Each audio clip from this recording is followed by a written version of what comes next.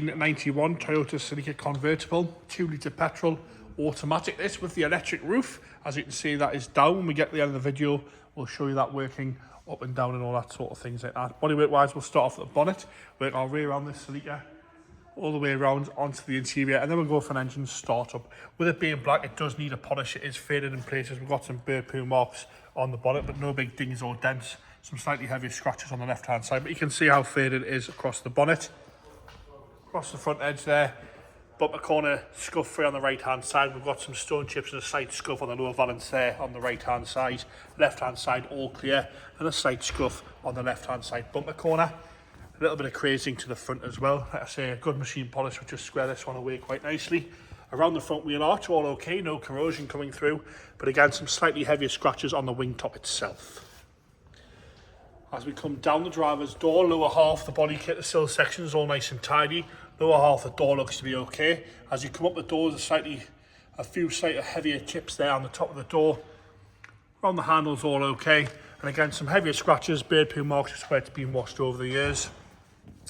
Down the rear arch, and around the rear arch on the right hand side, no corrosion coming through, a few stone chips here, and again a few more heavier scratches and some bird poo marks, and a little bit of haze and flatness to the paintwork, just where it's been sat by the looks of it.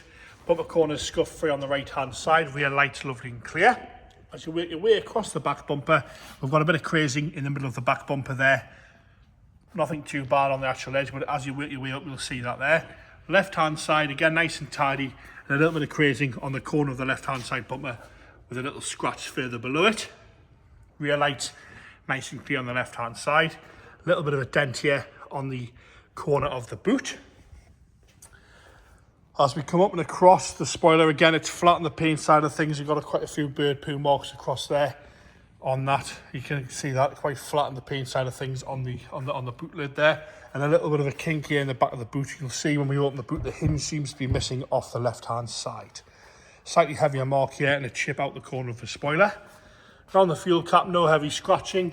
As you come around the rear arch, all nice and tidy. As you work your way up that quarter, there is a few more heavier bird poo marks there on the rear quarter. Down the left hand side door, nice and tidy down the door. It's all straight, but again, a good polish would square these marks away, which you can clearly see there on the camera. Wing mirror cap is uncracked. Back down the front wheel arch, no corrosion. Again, around the front wheel arch, lovely and straight, but again, some slightly heavier scratches and a few bird poo marks down there. So like I say, an overall polish around the whole thing would square most of that away and bring some shine back to the paintwork. Onto the interior now. Driver's door card's okay. We've got some wear to the armrest here, a few nicks out of the material there, and some wear to the grab handle. The seat itself, no rips or tears on the seat. Bolster's all nice and clean. The seat itself's all nice and tidy, but a little bit of wear to the bolster itself, a little bit of light creasing there. Armrest, again, a few little nicks out the armrest. Centre console's all nice and tidy. Aftermarket head unit fitted there. Dials are nice and clear. You'll see we've got a steering wheel cover on there as well. Rear seats from the back there, you can have a look at those, all nice and tidy on the rear seats. Warrants a good clean. I think it has been sat for a little bit, this one. Wants a good clean on the back seats, but apart from that, all nice and tidy.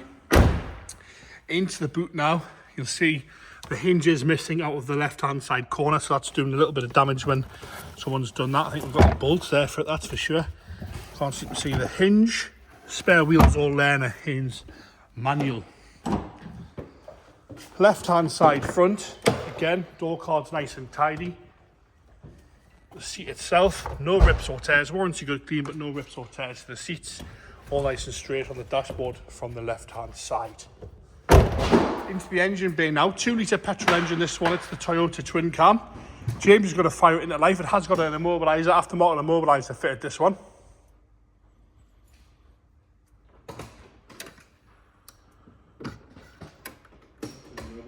He's just taking the immobiliser off there.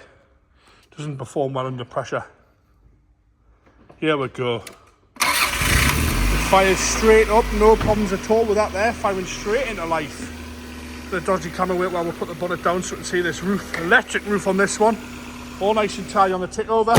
James is going to get the roof working for us there.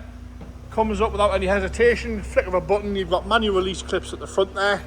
The roof itself warrants a good clean, but there's no rips or tears anywhere in it. All nice and tidy around there.